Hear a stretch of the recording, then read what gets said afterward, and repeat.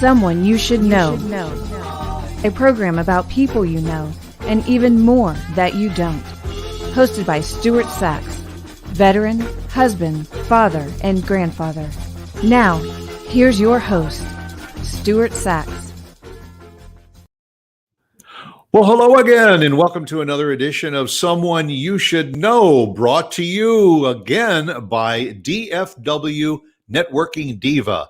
That's our good friend, Christine Dean, who can help you with your business, accelerate your business, redefine your website, help you grow your business through the media and all the magical things that she can do. Go to her website, dfwnetworkingdiva.com, and find out all the great things that Christine does. She can even give you a complimentary consultation. Sign up for it. Take advantage of it. Well, I got a special guest that I have been wanting to get on this program for quite a while. Most of you in the DFW area that are joining us this morning will recognize this gentleman right from the get-go. He won't even have to say his famous phrase, although we're going to get him to do it anyway. But I want to welcome Bob Lovell to the show. Bob, welcome. Good morning, Stuart. It is so great to have you, and I'm sure that any of the local folks that are seeing I know that guy. I've seen him on TV. And for those of you that are watching and listening outside of the DFW area or outside of Texas, for that matter, this is a gentleman who is in the home marketing services business, and that's the name of his business, H.M.S. He helps people connect with the properties that they want and need and deserve to have. Is that a fair statement? You know, I think it's more than fair. And when you say that the people deserve to have, there's a lot of people out there, Stuart, that really do deserve to have that new home or pre-owned first home, but well, they're afraid to get started, and that's what we do. Yeah, and buying a home is the biggest purchase in anybody's life. Sometimes it can be the most daunting to look for properties, to try and connect with properties. Am I correct that the first thing that anybody that is looking for a new home to purchase, the first thing you should do is to pre-qualify to find out how much home you can actually afford? I think that's a great first step. It doesn't make sense to go out looking if you don't know, A, if you qualify at all, or how much you qualify for. So getting your pre-qualification done up front is a good idea. And I think a lot of people, it's the old phrase, you got champagne tastes and beer, a budget. So, you walk into properties and you see it and you fall in love with it, but you realize you can't afford it, or maybe you can. That's why they need somebody like you and HMS. Well, HMS, Stuart, our primary, of course, is real estate, but it doesn't work without getting a mortgage for most people. Obviously, a lot of them are paying cash. So we have a preferred lender that we invite in that gets to meet with the client. And up front, they actually tell them, usually in about 10 minutes, 15 minutes, either, yes, you qualify, here's how much. No, you do not qualify, and here's why. But most importantly, we'll then tell them what they need to do to fix it and what to work on. Is your primary area of concern in the North Texas area, or do you cover the entire state of Texas or even beyond? At this point, we are just Texas, and we do about 100-mile radius from Dallas as far as the primary part of the business. But we will get people calling us in Houston or San Antonio, and we will at least give them advice or get them in the right direction. Well, we had talked a little bit prior to the show, and we were discussing a little bit about the influx of people from elsewhere in the country.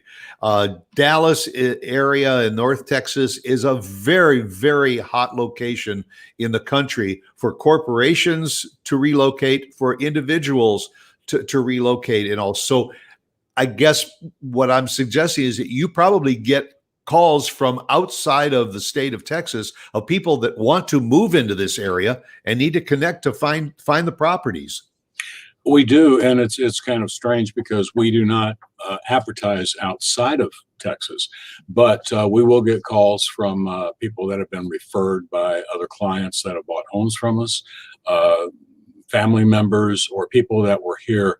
We had a lady the other day. She's been out of Texas for 8 years, but she remembered our strange commercials from 8 years ago, and she was moving back, so she called us just from the commercials she remembered 8 years ago. A couple people have already texted in to say, who is that guy? He's so familiar. So go ahead, Bob, give him the line. You know, I'd have to charge you $5. We've trademarked Bless Your Heart in all 50 states. But, it's funny where people do come up to me every once in a while and they think that, they know me.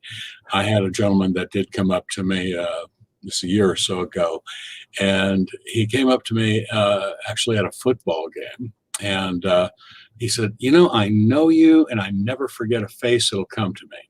And I said, I don't think we've met.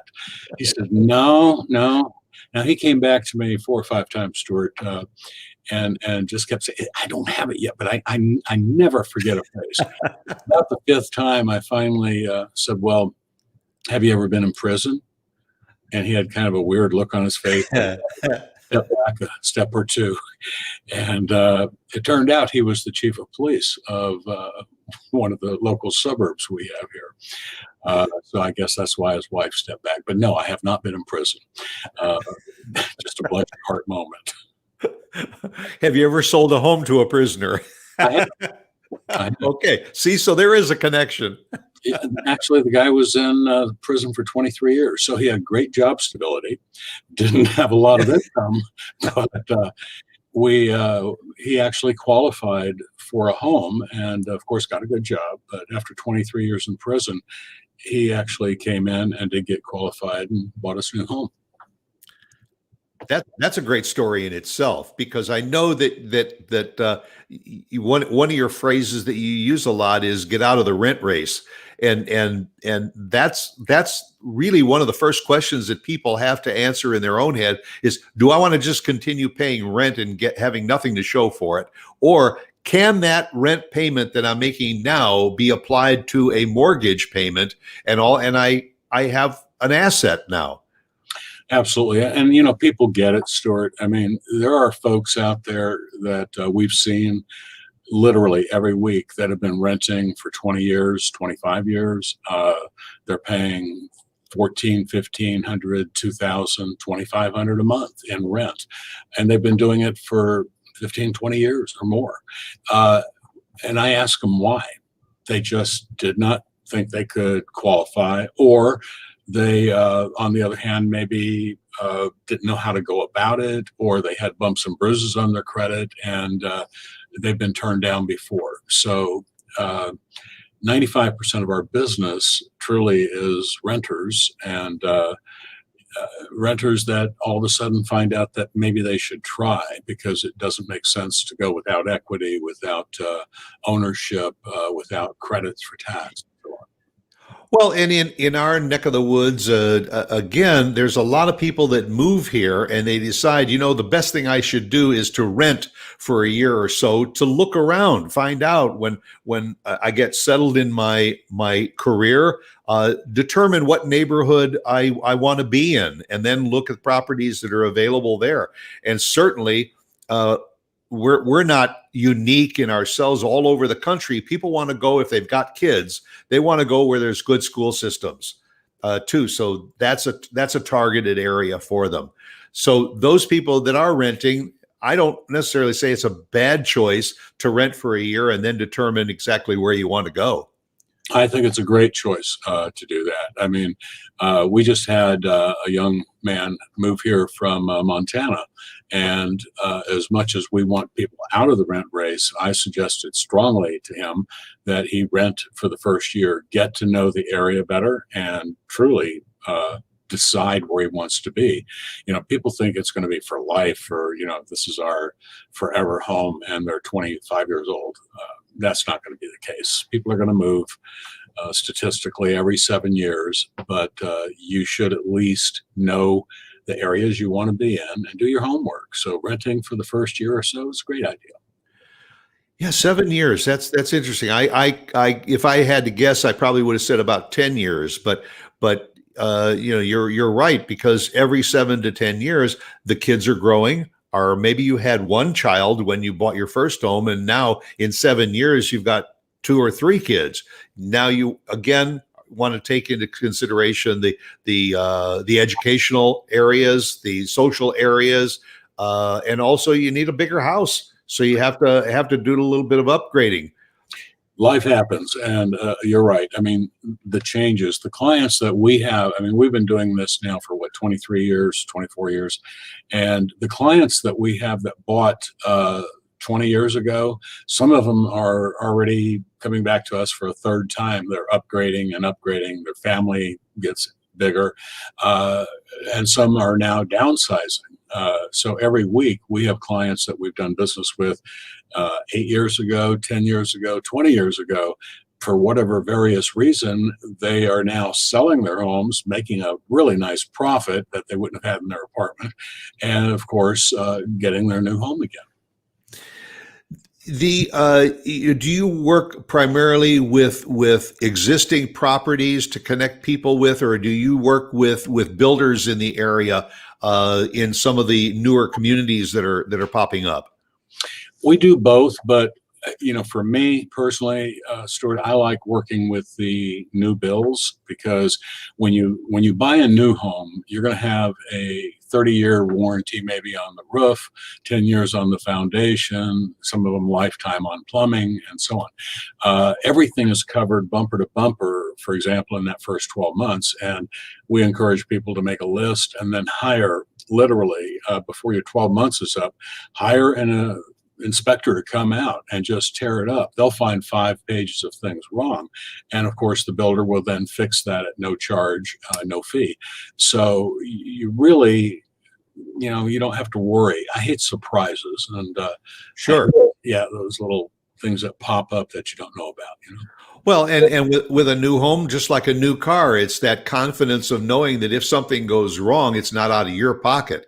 When you're buying a older home, very often it's in as is condition and sold as is. And to me, that might be a little bit of a red flag that there is either something that is wrong or potentially could go wrong. Well, unless they're paying cash for it, Stuart, there are a few protections. You of course can get an inspection of it, and if you're going to have a mortgage on it, you're definitely going to have an inspection on it. But they're literally in the DFW area. There are people that you can actually pay them a sum of money, and they will actually guarantee you that it will pass inspection. The problem is sometimes they do things to hide things, not fix things, and they're good at it. So I like to hire multiple inspectors. Yeah. My mother always used to say that if you walk into a home and you smell fresh paint, that might be an indication of something. It's a strange market right now too, Stuart, because if you're taking in Dallas anyway, if you're taking in the Fort Worth area, if you're taking a home in the 275 range and under, and of course people up in Minnesota are saying, where's there going to be a home for 275? Well, in Dallas, you can still get them, but those homes are going to usually be bought by investors right now. Investors are coming through the woodwork, and they are buying for cash 275 and below, and they're saying, we don't need an inspection, we don't need an appraisal, here's your check, we can close in 2 weeks. So real people are having a hard time buying those. Now, that investor, is he looking to flip the home, just fix it up and flip it to make a profit? Or is he, do you see that maybe they're getting it so that they can use it as a rental for people that are coming into the area? It's going to be a rental almost every time. They really landlords in this market where it's really hard to buy a home right now because of the shortage, landlords are raising their rates and it's going through the roof. So investors are coming in, buying them for cash and using them for rentals. Yeah, you mentioned that the market is the availability of homes is low, and because of that, there are just some incredible stories of homes that are listed at a fair price, or maybe even a little bit inflated, for the seller to make a little extra money, and they're getting into bidding wars on these homes. I think bidding wars, that's putting it mildly, Stuart. I mean, literally, in this market, let's say you put a home up for 300, you're going to get opening bids that are going to be at 320, 330. And by the time the dust settles, you're going to get somebody in there paying 350, 60, 70 for that 300.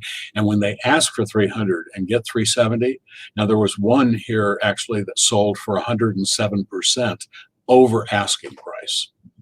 Wow. Insane. Well, for the seller, you think, oh, hey, I'd love to put my $300,000 home on the market and get 350 or 380, 390 for it. I'll be a happy camper. But then they take their money, turn around, and want to try and buy a home. They realize that it may end up being a trade-off. It is. I mean, I just did a commercial that we started airing, I think, today, that basically says this truly is a great time to be a homeowner.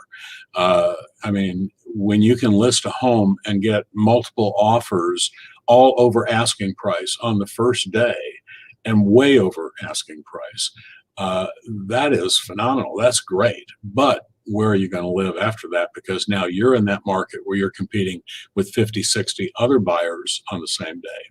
And unless you've got a lot of cash and you're going to be willing to pay a lot more than what asking is, you're not going to get it. All right. So my serious follow-up question to this discussion is, put on the crystal ball there. When is this going to pop? I talk to builders, other people in the industry, and everyone I talk to, if I talk to 10, I'm going to get 10 different answers. Basically, let me see.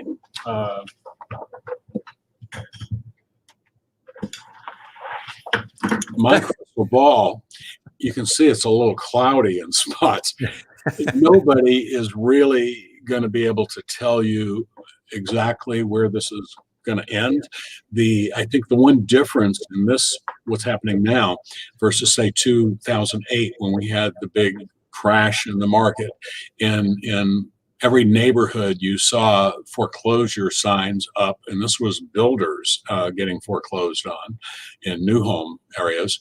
They were going belly up pretty quick. And the problem back then is different than what it is today. Today, it's just a shortage of those homes. There is a supply and demand issue, and it's kind of the perfect storm of COVID shutting down factories, so there's not a lot of supplies. Builders can't get windows, can't get appliances. Lumber costs have skyrocketed because of this. Concrete costs have skyrocketed. And of course, the builders are using that to increase prices literally every day or every week at least. Well, and I guess their game plan is that I can afford to raise the prices because I'm probably going to end up getting more than the value on that home anyway. But you're right. I mean, there is a shortage of existing homes, but I mean, what about all of these builders? I mean, are they on target to get new homes built in new communities, or are they behind? They are extremely behind. One of my favorite builders literally told me the other day he is 2,300 homes behind in production. Now, during this supply shortage, people are buying because you've got an interest rate still in the 2.7, 2.8 range from what our mortgage people are telling me. That and very limited supply means prices going up. So with prices going up that high and that out of sight, sometimes it's justified because of those increases in prices, but it also sometimes justifies, maybe for some of the builders or even the supply people, that greed factor sets in, and they definitely want to make more money while they can. Well, HMS, and I'm going to say it, and I'm going to get you to say it before the end of the show. HMSblessyourheart.com is the website. Folks, you can go in there and get a lot of information about the services, but I want to hear it from you, Bob, as to what are some of the key services that HMS offers its clients that maybe are similar to what others can provide, but what are the unique things about HMS that people should take note of? Well, I think you hit it on the head a little earlier when you said it's important to find out where you stand on qualifying before you go out shopping. So we have a preferred lender that provides fantastic services for our clients. For example, when we invite them in, we sit down and find out a little bit about their situation. They get to tell us maybe there are bumps and bruises on credit, or maybe it's income, or they had a charge off or a repossession 10 years ago that's hurting them. So we'll find out that basic information and then get them set up with our mortgage people, who truly will give them that answer in 10 minutes. Either yes, you do, here's how much, no, you don't, here's why. But what does make us a lot different on it, Stuart, is we will then literally not only tell the people how and what they need to do to fix it, we'll even help them do that. And we have a program, it's called HBP, Home Buyers Program. So people that are having problems, maybe with some credit issues in the past, or maybe things that really aren't issues, but they've been turned down by a very conservative bank, we'll have our mortgage people look at it, and we will figure out ways to fix those issues for them. And I would think, coming out of COVID, where there were a lot of people that were in very, very good positions financially a year and a half ago, when COVID hit and all of a sudden they were either out of a job, they were downsized, they were working out of the home, sometimes the salary was reduced. All of a sudden, that great credit rating that they had started to diminish a little bit, and it put them in a tougher position in order to say, we've been wanting to get a new home, we need a new home, and all, but I don't know whether we're going to qualify again. You're exactly right. And on top of that, having the possibility to diminish their credit, keep in mind, those are things that normally would not have been a problem. Maybe they had great credit, but they take their student loans, put them in deferment because of COVID, or they put a car payment in deferment. Believe it or not, that actually can hurt them, even though it is in deferment, and they don't tell you some of those things. So we believe in education, education, education. And when people leave here after a visit at our office, they are going to know exactly where they stand and what their options are to be able to get into a home at some point. Veterans. We are very, very key on veterans here at KVGI Media. We love our veterans, and we got a lot of veterans. We've got older veterans, going back to my era of Vietnam, right up until some that are returning from Iraq, Afghanistan. They leave the service, they get married, and all. Are your arms open to wrap around? And have you got some stories of working with some veterans? Well, like your group, we absolutely love our veterans, and we do take special care of our vets, our police officers, and our teachers. You were in Army, Air Force? Army. Ours?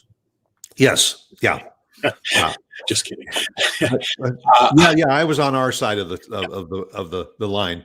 And I never met you. I was in 68 to 70 and did 2 years, 7 days, 6 hours, 20 minutes, Army. So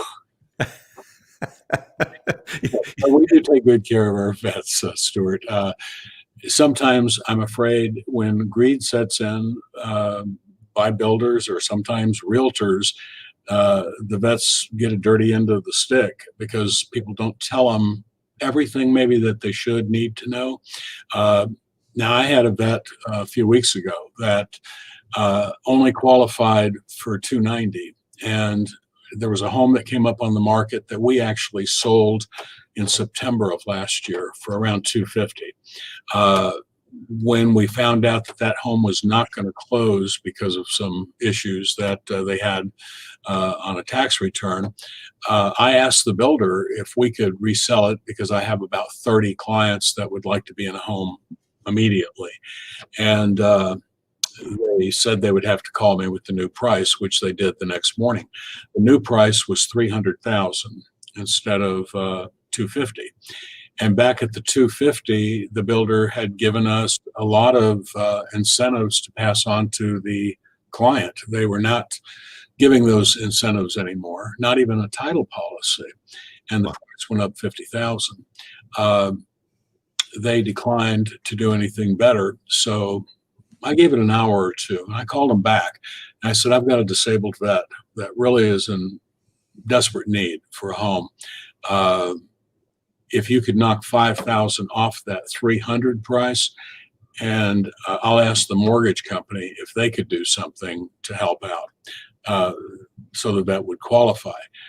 The builder declined to knock off $5,000 for a disabled vet, even though they were making roughly an extra 26 plus the 50, about $76,000. Wow. Over and above their normal profit. So greed is not a good thing with builders or realtors or mortgage people. And I think it's fair to say that degree of greed is relatively high right now, because everybody's trying to grab every possible buck they can, and if it means leaving the house on the market for an extra week to get more, negotiating and bidding wars going, fine. You're right, and unfortunately, greed, when it sets in, it's awful. So trying to negotiate with these builders now, pricing of homes have gone steadily up over this last 4 or 5 months, and especially in the last 2 months. But sometimes you have to get very creative. So I found a builder, for example, that is building. It's not a mansion with the crystal chandeliers and the Italian marble, and the granite. It's a good basic 3-bedroom home in a decent community with a decent lot. And I convinced that builder to build those 3-bedroom homes for $199, which is pretty cool. Wow. You won't find that at any other builder here in DFW.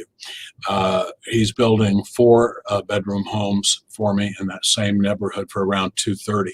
And again, well, you're in Dallas, you're not going to find that. So sometimes builders do the right thing, and I like to think it's still based sometimes on greed. He knows if he does this favor for me, for my clients, I can give him a lot of business also. So it's a good trade. That's incredible.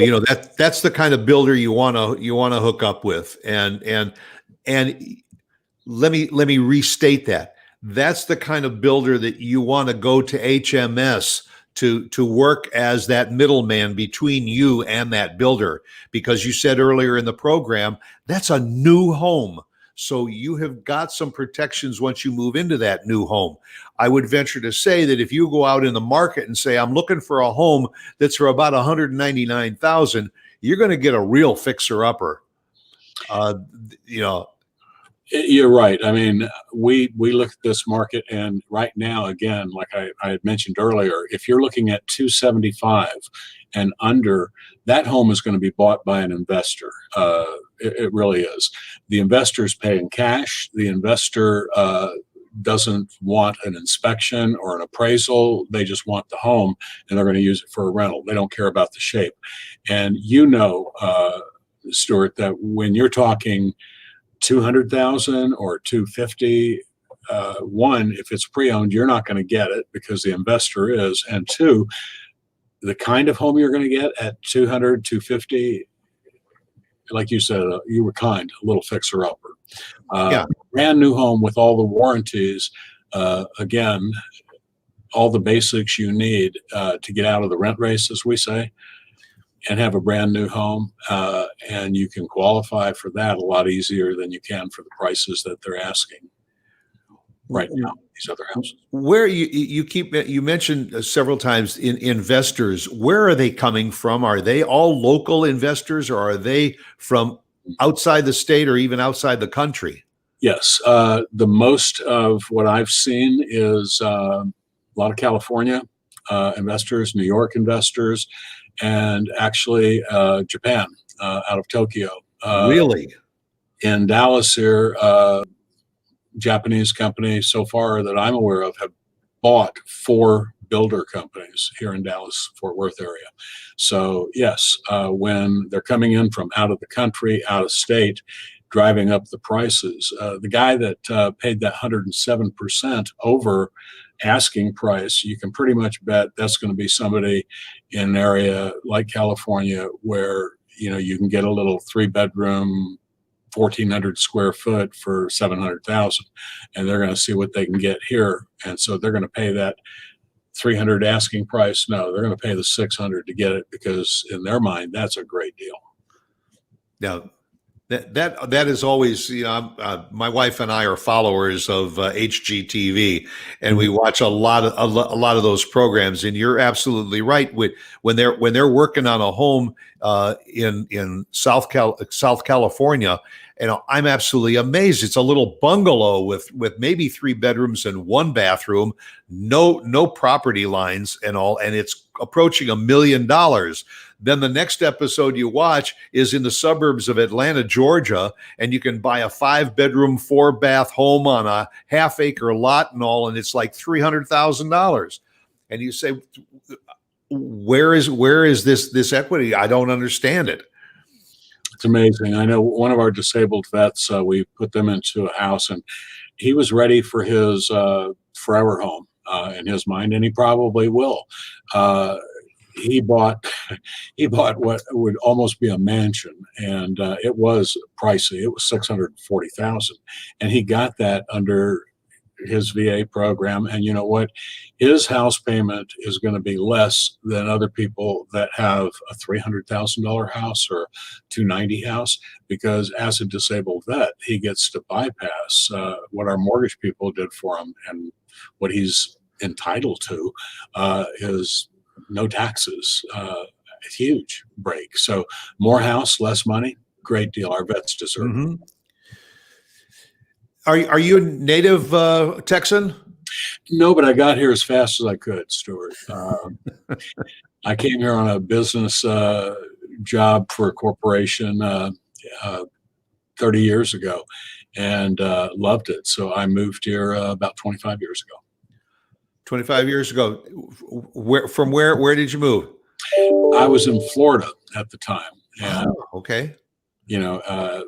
Prior to Florida, I lived in Europe for 5 years. So, I was ready for sunshine when I got back from Europe and England, and Germany.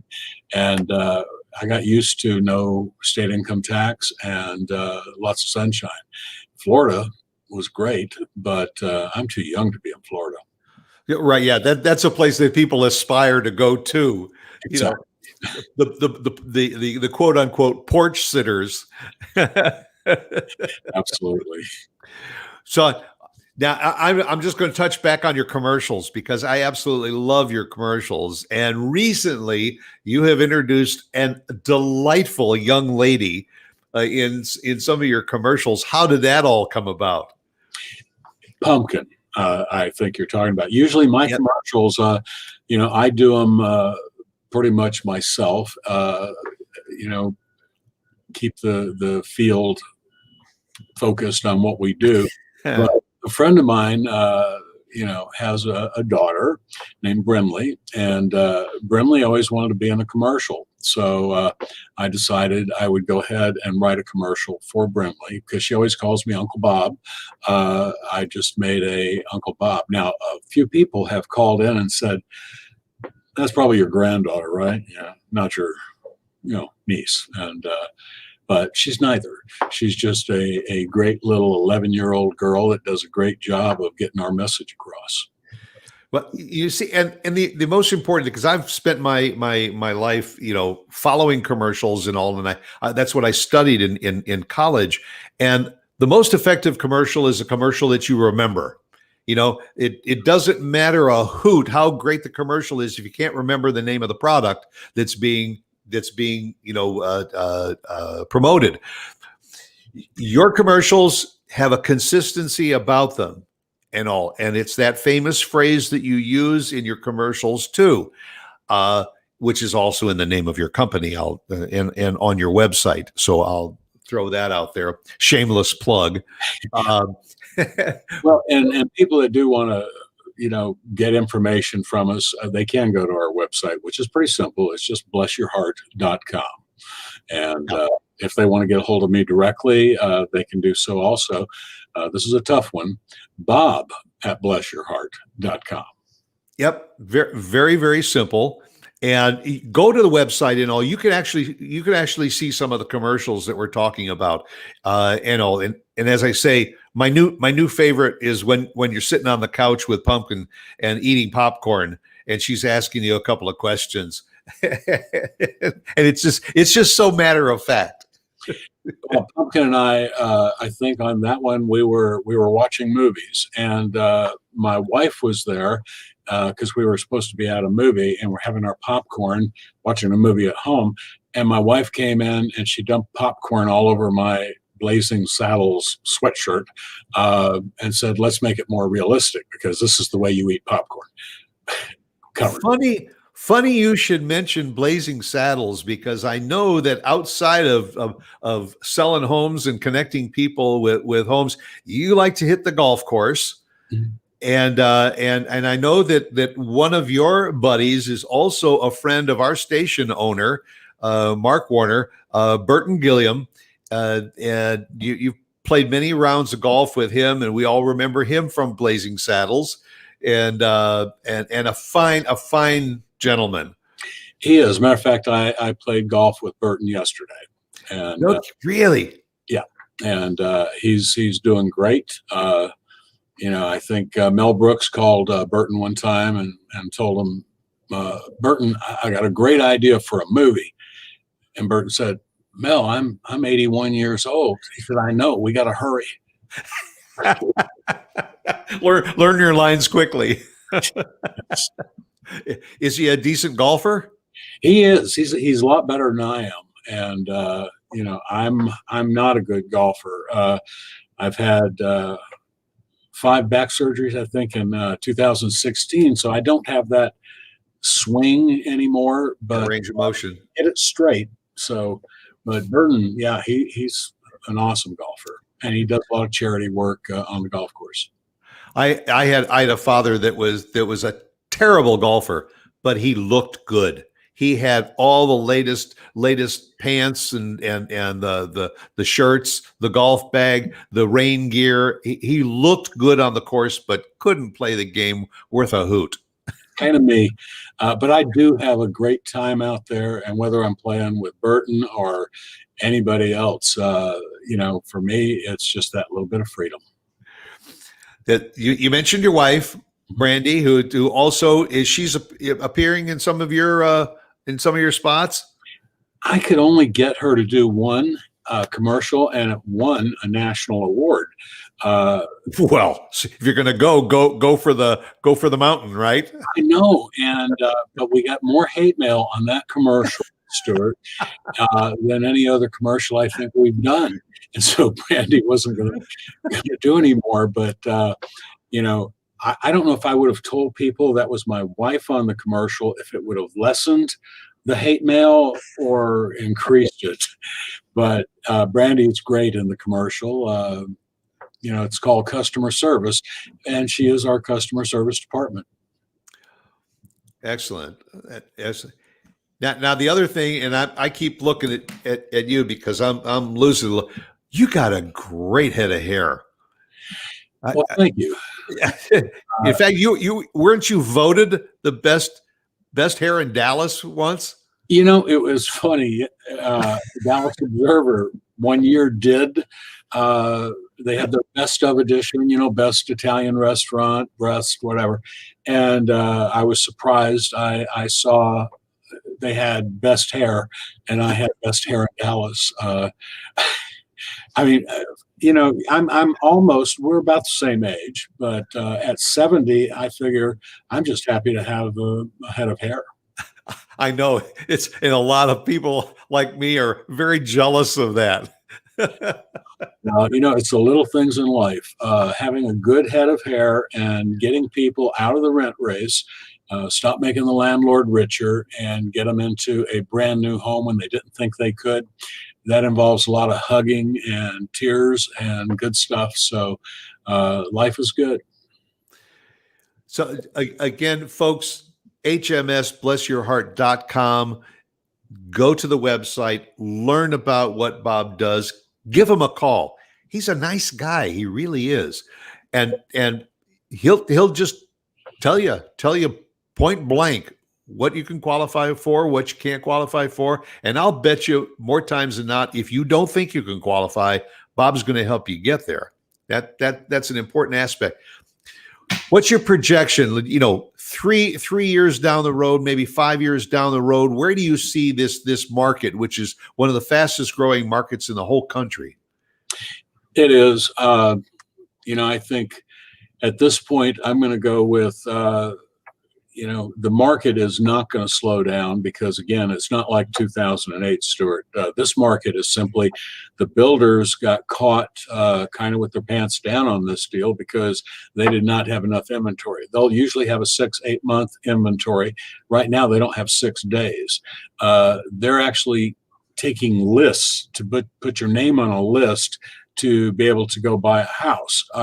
That's one preference that we get with some of our preferred builders, getting our people on these lists or finding builders.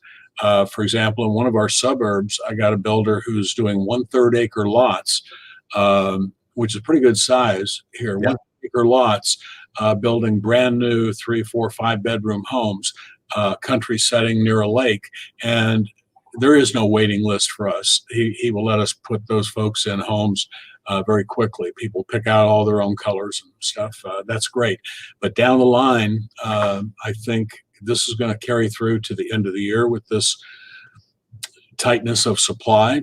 I think that even the builders are not sure what's going to happen because when you look at everything that's needed for homes, not only the carpenters and the plumbers and the PVC piping and the concrete and the lumber shortage and appliances that are not there, it's going to go on for a while. But I think builders are going to change their strategy a little bit, not be maybe as greedy. Like one builder I know of, they'll put you on the list, Stuart, to get a home, and they charge you $986 for the privilege of them putting your name on the list. That is super greed. And I'm not going to go through the builders who they are, you know, in this format, but people need to know. Yeah. And, you know, we educate our clients on it, but that's insane. Yeah. Well, if there's an angle, there's a lot of people that'll take it. And that, for that reason alone, makes me want to reach out to people like you to say, look, I don't want to have to go through all those hassles. I don't want to take a chance on making a mistake. So I'm going to call Bob and I'm just going to tell him I need your help. And it's good. It's good to know, you know, it's good to know that there are people like you that are willing to say, okay, I'll tell you what, I'm going to hang up right now, but I'm going to go do a little bit of number crunching and math, and I'm going to get back to you soon and let you know exactly what we can do. You know, that's a comfort level that the buyer needs to have. And unfortunately, if you're out on your own swimming in the lake, you know, it's a big lake and there's lots of fish out there that want to nibble at your toes. So, you know, hook up with somebody that can really help you. Yeah, whether people never call HMS on stuff, they need to do their homework and their education. And right now, the problem is things are happening so fast, it is a moving target. But do your homework. It's well worth it. Find out who some of the good guys or bad guys are out there before you leap. And don't spend a lot of money that you don't have to either. One of the other builders literally is signing contracts with people with a clause they added that said, however, if the price, this $350,000 house you are buying, if the price goes up 50,000 or 75,000, you will need to bring that to the closing table with you. Again, who's going to sign a blank check like that? But I thought it was a contract, and a contract is usually binding. that's the addendum that this one particular builder I know of is doing. And you know what? When one does it, sometimes the others follow suit.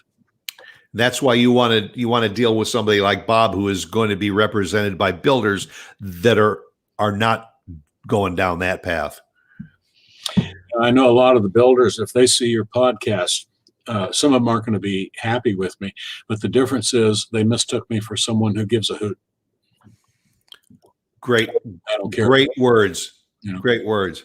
Well, Bob Lovell, I can't thank you enough for sharing this time with us, with my audience, and with your audience, because I think we share a lot of the same audience. Get out of the rat race. Call H.M.S. Contact Bob Lovell, and if you ain't going to say it, I will. Bless your heart. Well, just because of that, I truly mean it, Stuart. Bless your heart. Been a great time with you. Thank you. The very, very best to you, your family, and to H.M.S. And that'll do it for another session of Someone You Should Know. Join us again next week, same time, same place. Make it a good one. And as I always say, be yourself, because everyone else is taken. Bye.